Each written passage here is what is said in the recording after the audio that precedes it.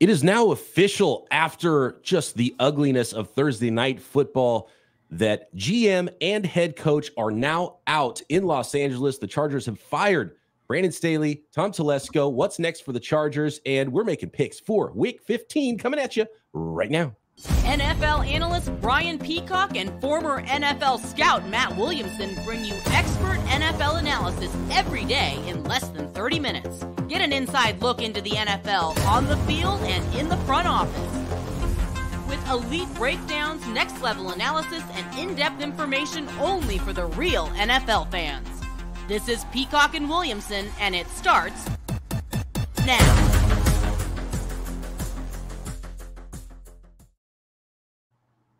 Welcome to the Peacock and Williamson NFL Show. Brian Peacock alongside Matt Williamson at BD Peacock at Williamson NFL. Thanks everybody for making us your first listen here on the Locked On Podcast Network, your team every day. Love all the everydayers out there. Subscribed up on YouTube and everywhere you get your podcast. Today's episode of P&W is brought to you by LinkedIn Jobs. LinkedIn Jobs helps you find the qualified candidates you want to talk to faster. Post your job for free at LinkedIn.com/LockedOnNFL. That's LinkedIn.com/LockedOnNFL to post your job for free. Terms and conditions apply. Well, woke up this morning, as I've woken up a lot of mornings post NFL football, thinking maybe Brandon Staley is going to get fired. And as some longtime Chargers fans have told us recently, that's not really the way Dean Spanos. That's not the way they operate. They don't fire coaches midseason. But after Thursday night, that has all changed, Matt. Brandon Staley has been fired. GM Tom Telesco has also been fired. And 63-21, that was the final, and it was the final straw for the Brandon Staley era of those Los Angeles Chargers. All right. I mean, we've been calling for this forever. I mean, it's not insight by us that it's been speculated, long overdue, blah, blah, blah, blah, blah. So let's just turn to the game. First off, Raiders, good for you. And I love that you kind of ran up the score and did some trick plays and stuff too. I mean, just embarrass them while you can. Hey, sorry, before you interrupt you, can I pause on that note? Because there was no fight in the Chargers, which might be. I'm getting there. Yeah, right. Because like you're running up the score and you're not fighting back. When they're running trick plays up 42 points, like there's got to be a fist fight at some point, and there was nothing in those Chargers. Right, and that's so good for you, Raiders. I don't mean to cut on you while you're, high and mighty right now and happy about yourself, but I can't wait to bet against the Raiders next week. I don't even think they're good. And they didn't score. They scored 0 points last week. I mean, I don't think Aiden O'Connell's even, a starting caliber quarterback. They didn't have Josh Jacobs. They didn't have Colton Miller, which brings me to this point. Rarely do I get offended. I mean, you could call me every name in the book, and trust me, if you read the comments when I worked for ESPN.com, I've been called every name in the book, and I'm not an easy guy to get offended. That offended me last night. As a fan, for what I do for a living, I've never turned an NFL game off. I mean, if it's 30-0 and there's 38 seconds left in the game, it's on until the end. I just feel like as a professional, that's what I need to do. I wanted to turn that game off at halftime. I thought what they put on the field was one of the most offensive things to one of the things I love the most outside my family that I've seen in a long time. Like I wanted the game to go 90-0. I mean, they didn't have any effort to get off blocks. They wouldn't protect the football. They don't run to the ball. They're getting embarrassed, and they were fine with it. Rarely do I say those things. I mean, people are like, "Oh, the Steelers didn't have any fight in them against the Patriots and Cardinals." That last night is not having any fight in you. And in this league, I don't care who you're playing against. If you don't come to play, you will lose 60 or 70-0 every time. And that was an embarrassment to the sport, to the organization, and all things I keep holy. Absolutely no fight in the Los Angeles Chargers. And when you see it go down like that, there was absolutely no choice to be made. And I think it was overdue probably that Brandon Staley just had to go. There was no other choice to be made for those Los Angeles Chargers. I even tweeted Easton Stick might have been their best player. Like, you can't even be like, well, we don't have our quarter. He was fine. Yeah, I mean, he wasn't the problem. He was fine for what you would expect, aside from the garbage time and play on the screen pass, which is like, you kind of just got to realize that there's a player between you and the guy you're trying to throw to.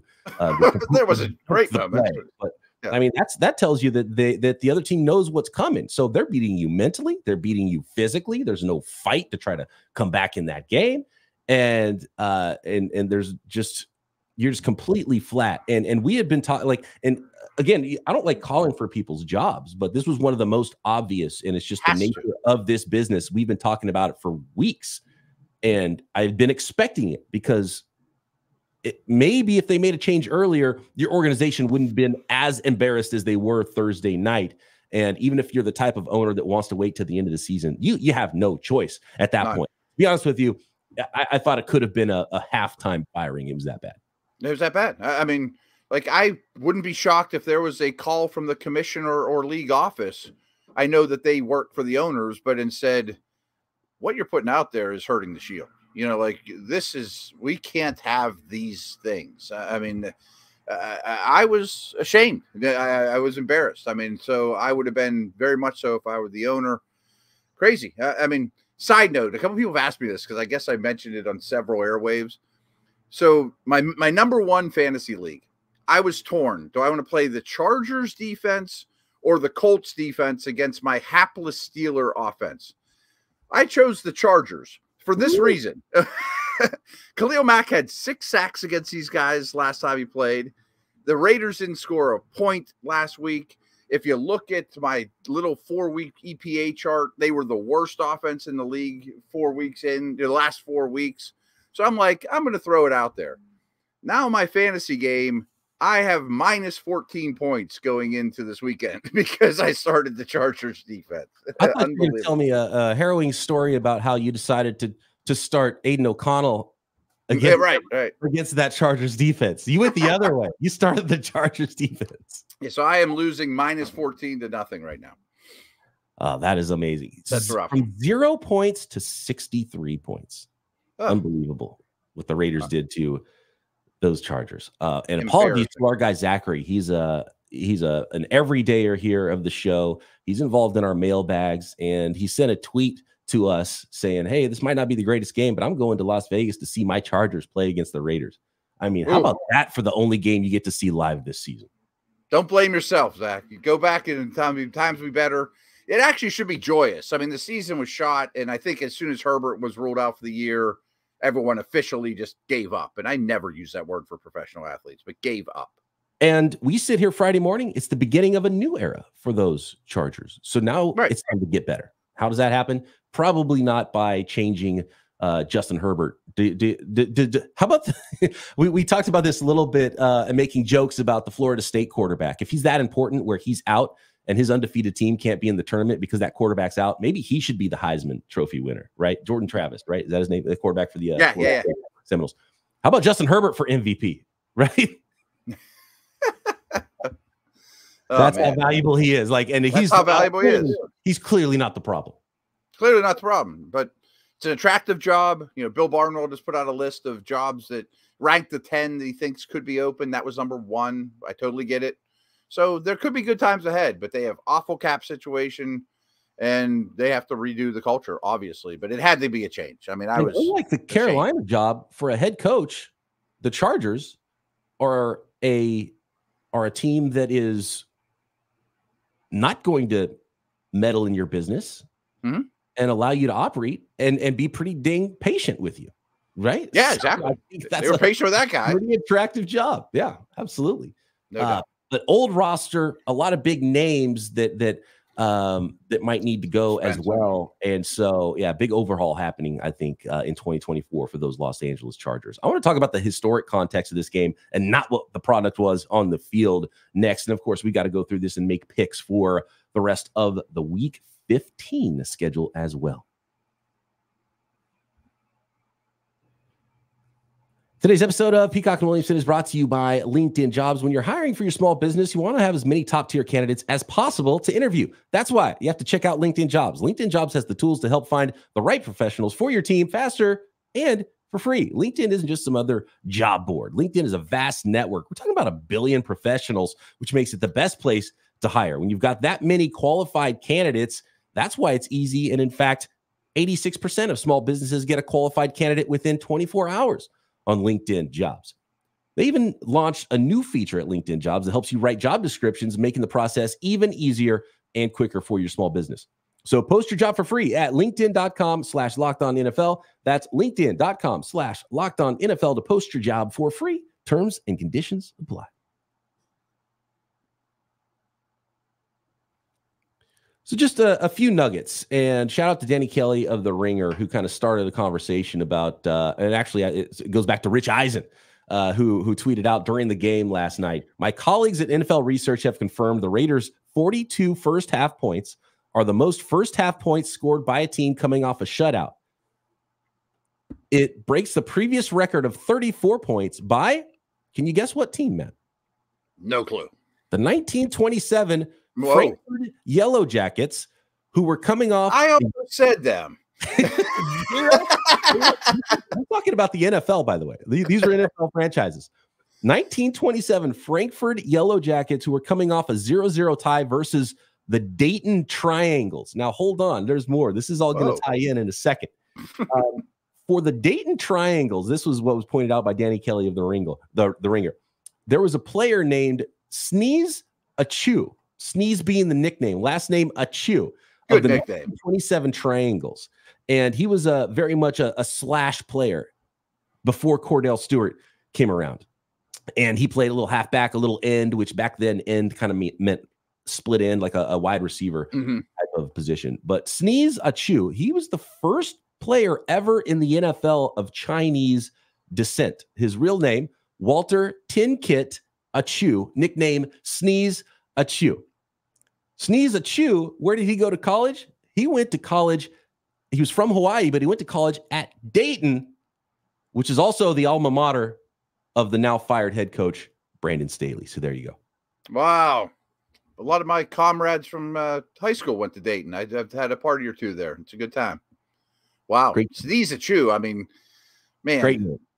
Nicknames have fallen off so much. I mean, the days I might have to get a Sneeze Achu jersey from the.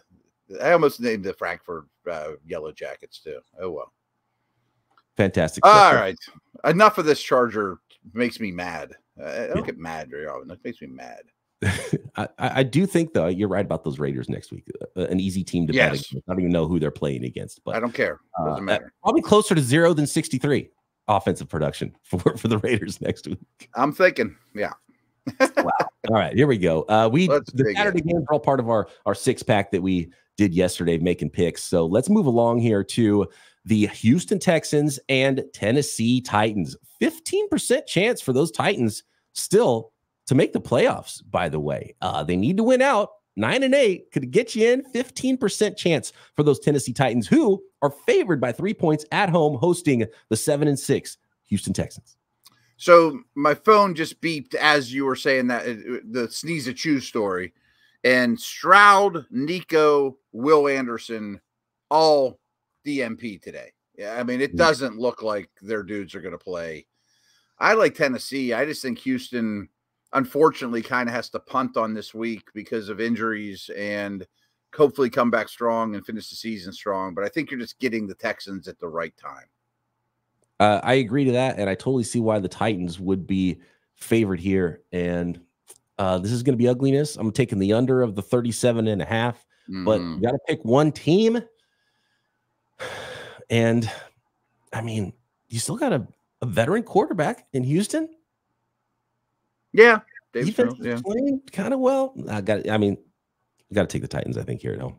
I do too. I mean, I'm not sure if they cover, but I would lean that way. I know it's just one game, but they looked pretty good last week too. And the offense is okay. How about bounce backs? The 9-4 Dolphins are hosting the New York Jets. They're favored by 9.5 here. The odds makers don't really care about what happened last week with this Dolphins team, who, by the way, lost to those Tennessee Titans. This is another one I feel pretty strong about. I definitely want the points here. I think the Jets D will keep this thing close. And Tyreek's not 100%, but what worries me more is the Dolphins O-line is a disaster. I mean, like, I'm not ready to say Zach Wilson's turned the page. He's going to throw for 400 yards and light these guys up. But I think the Jets D keeps this very close. And don't look now, but Zach Wilson's coming off maybe his best professional football. Oh, yeah. I think so. It's a lot of points in what has a pretty low over-under because the Dolphins' offense against that Jets defense might neutralize some things, especially if Tyreek Hill is banged up. And if we're being honest, should probably be pretty smart with Tyreek Hill and not allow him to hurt that ankle more because you're trying to make a playoff run, a deep playoff run. Short week too off a Monday night. Yeah, so it's a lot of points. I think I'm with you on this one. I don't want to agree with you too much here, Matt, but 1.5 feels like a lot in this one. But I can see why this needs to be a big line because the Dolphins could absolutely blow out the Jets too. Yeah, you don't want to agree with me. I mean, I'm the same guy that thought starting the Chargers defense last night was a good idea. I want to go back and erase yesterday's podcast because I predicted a very different outcome of really more of an embarrassing thing for the Raiders on Thursday night with my prediction, and it was quite the opposite. I've not been that wrong this season yet. That's as wrong as I've maybe ever been here on the podcast making a pick. Well, since we're doing full disclosure, I put a couple bucks of my hard-earned podcast money on Chargers +3 too. Oh man. Kansas City Chiefs at the New England Patriots. Speaking of embarrassing performances this year, the Patriots, man, are they going to put up 63 suddenly with Bailey Zappi at quarterback? 3-10 Pats are hosting the 8-5 Kansas City Chiefs. Another 37.5 over under. But we're picking against the Kansas City Chiefs, favored by 8 points on the road at New England. I think this is a close game. Well, I'm going to take the Chiefs. I'm going to lay the points. But I could see this being a battle, a defensive struggle. I think these are two very good defenses. I think people are sleeping on the Patriots defense a little. By EPA, they're number 1 over the last 4 weeks. But no way am I betting against Mahomes right now in the state of mind that he's in right now. I'm definitely taking the Chiefs. The games like this are just so hard. I'm going to take the home dog Patriots and take the points, even though I don't like it, just because I think that the Chiefs offense kind of struggling. And I just think that Bill Belichick's going to be able to do enough to limit that. And I don't think it's going to be a near win for the Patriots or anything like that, but, more like 5 or 6 points than 8 points, maybe on this one. I hear you saying if it wasn't for Mahomes, losing his mind and ready to light the world on fire, I would be with you. I also think there could be some weather in New England, Buffalo, some of those games this week too.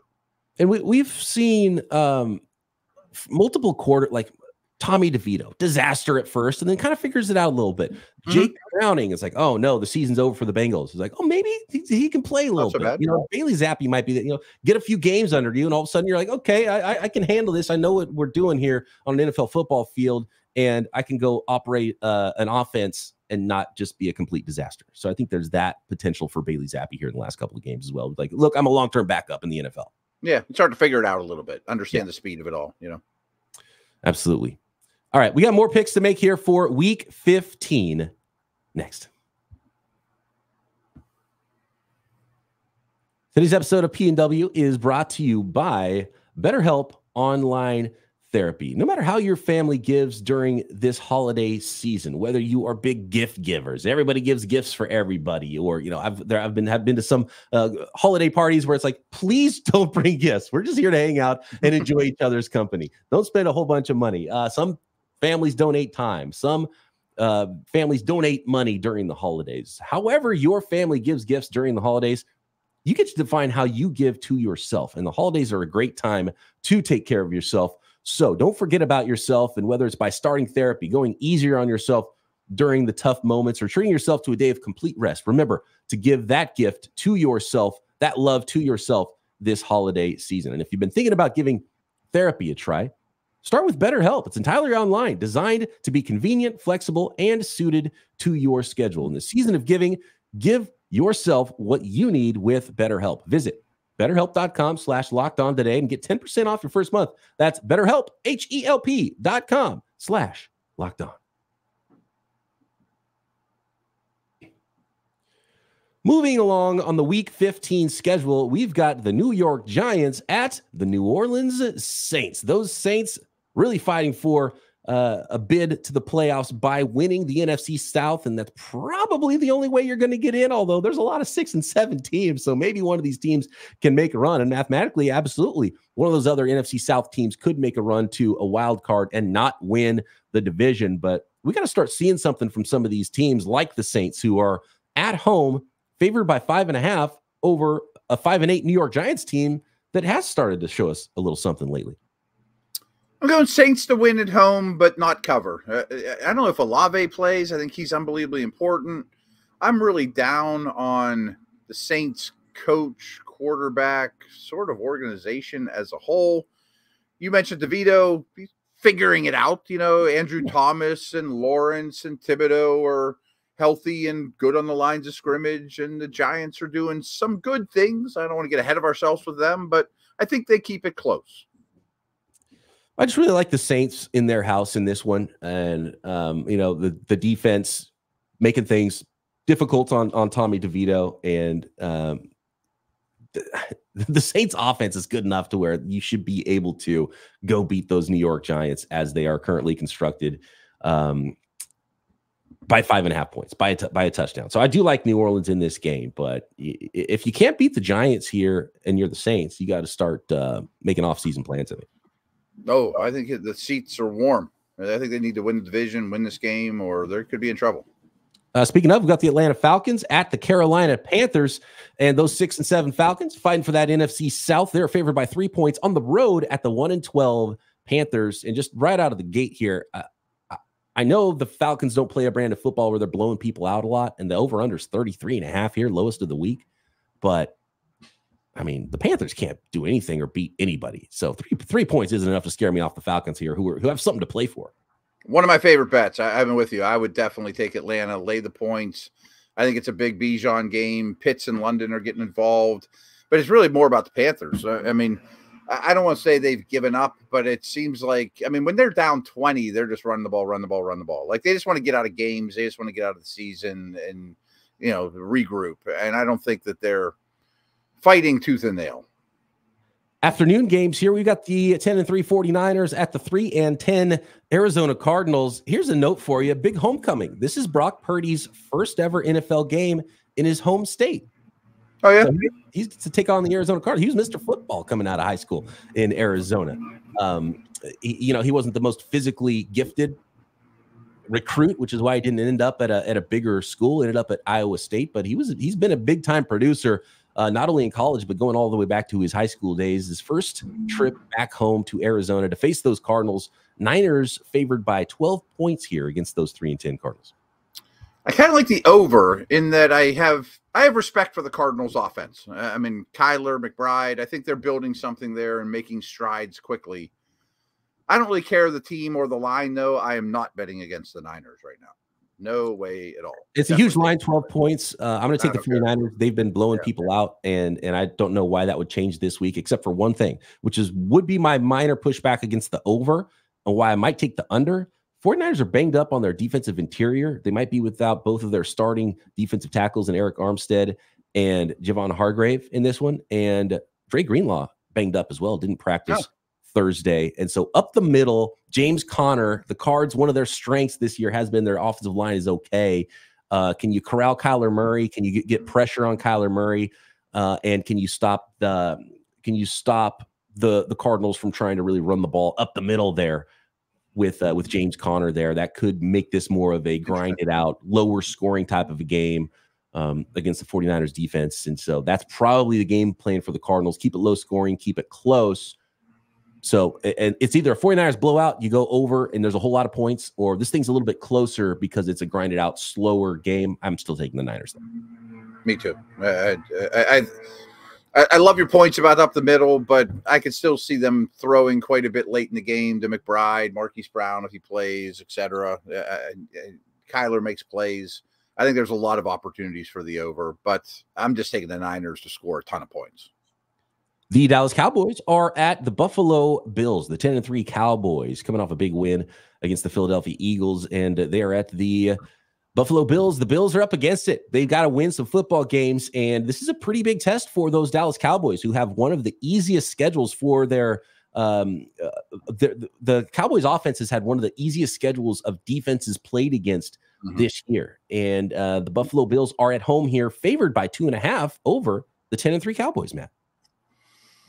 Go first, because I can't make up my mind. Right. I'm really on the fence on this game. This is a really good one. I'm taking the Cowboys because you're getting points for the Dallas Cowboys, and I think these teams are very even. And the Bills are just so up and down this year. And I love the way Dak is playing. And I'm very interested to see how this game goes. I think it's a good barometer for both of these football teams. I think there's a little bit more for the Bills to play for here, and they're at home, which makes me not like it as much. But I mean, I think it's kind of disrespectful to the Cowboys season so far I get making it a pick 'em. Like, let's say you have the Cowboys by 3 and they're playing on the road, so you make it a pick 'em. But making Buffalo 2.5-point favorites here in this one against the Cowboys, I can't get with that. So I'm taking the Dallas Cowboys. I'm taking the points. I'm expecting weather.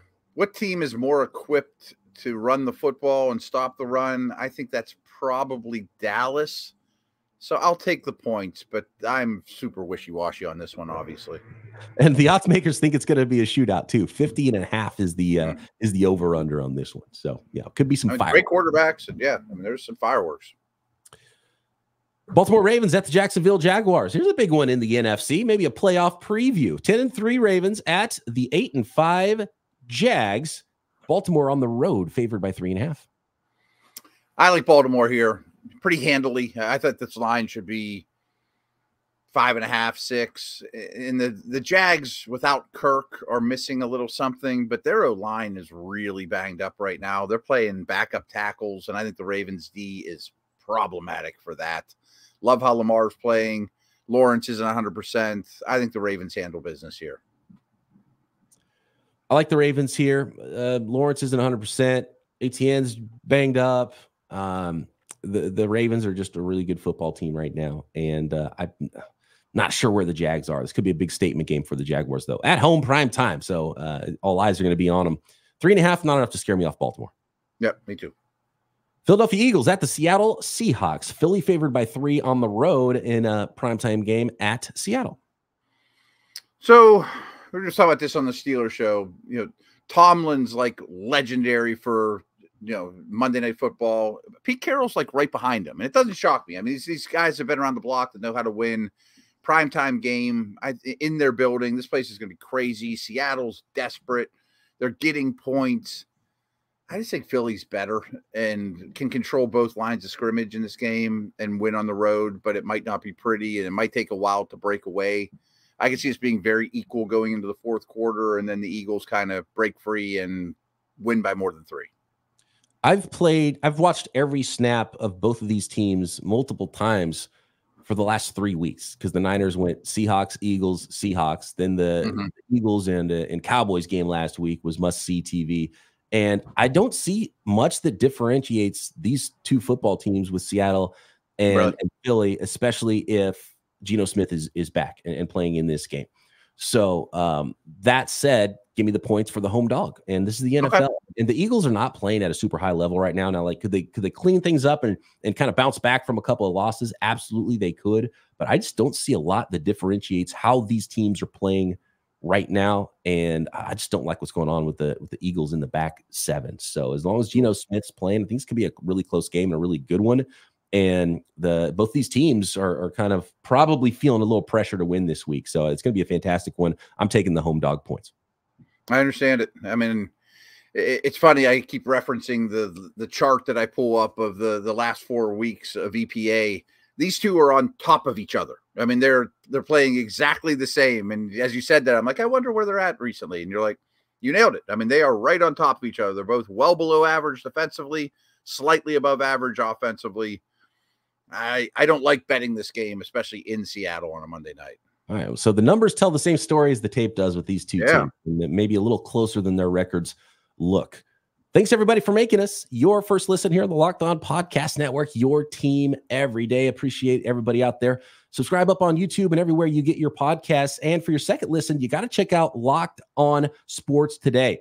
We have launched the first ever national sports 24/7 streaming channel on YouTube. Locked On Sports Today is here for you 24/7, covering the top sports stories of the day with the local experts and, of course, the national shows like Peacock and Williamson. So you're going to find us on Locked On Sports Today as well. Go to Locked On Sports Today on YouTube and subscribe to the first ever national sports 24/7 streaming channel. And we'll let you know when that continues to grow, because Amazon Fire Stick and many more places you will be able to find that network on your smart TVs as well. Matt and I back to break everything down from week 15 Monday right here. Peacock and Williamson.